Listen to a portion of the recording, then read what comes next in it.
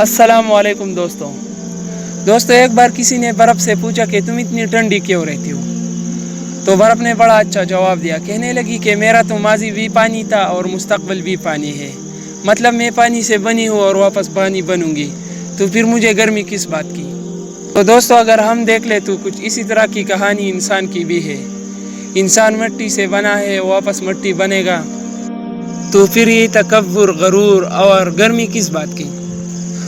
दोस्तों और ये कुरान करीम का एक आयत भी है। सूरह लुक़मान में अल्लाह ताला फरमाता है, और लोगों से गरूर के साथ अपना रुख ना फेरा करो और ज़मीन पर अकल कर मत चल, बेशक अल्लाह हर मुतकब्बिर इतरा कर चलने वाले को नापसंद फरमाता है। तो दोस्तों अगर हम थोड़ा सा भी सोच ले तो हमें ये नतीजा ज़रूर मिलेगा कि दुनिया के तमाम तर रास्ते कब्रिस्तान की तरफ जाते हैं।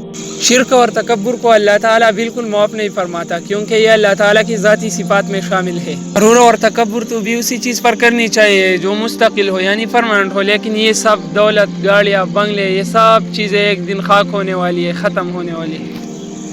अल्लाह ताला ने शैतान को जन्नत में हुक्म दिया कि हज़रत आदम अलैहिस्सलाम को सजदा करो, लेकिन शैतान ने गरूर किया, तकब्बुर किया और कहा कि मैं आग से पैदा हुआ हूँ और ये मिट्टी से, तो फिर मैं क्यों इसको सजदा करूँ। तो अल्लाह ताला ने शैतान को जन्नत से निकाल दिया और क़यामत तक रुसवा और बेइज्जत किया। गरूर किस बात का। साहिबात ज़मीन के ऊपर है, कल ज़मीन के नीचे होंगे। और एक बार पूछा गया गरूर क्या है, जवाब मिला खाक से बने इंसान का अपने औकात भूल जाना।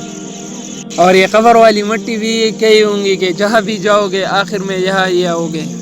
गरूर इतना बुरा चीज़ है कि इबादत की कसरत पर भी गरूर ना करो, क्योंकि ज़्यादा इबादत के बावजूद इब्लीस का क्या हाल हुआ।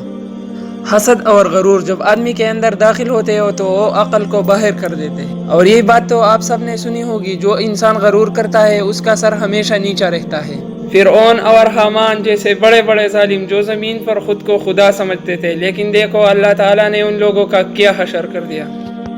अगर कोई अपनी दौलत पर गरूर करता है तो अगर हम देखें तो इस दुनिया ने कितनी बड़ी तरक्की की है, लेकिन अगर किसी का एक आंख ना हो या कोई और आज़ा ना हो तो वो जितनी भी चाहे अपनी दौलत लगाए, अपनी ताकत लगाए, लेकिन वो अपनी इस आज़ा को वापस नहीं ला सकता। आप देखते हैं इस तस्वीर में ये औकात है मेरी और तेरी, फिर ये तकब्बुर क्यों, हसद और नफरतें क्यों, हर वक्त एक दूसरे को नुकसान पहुंचाने की तदबीरें क्यों।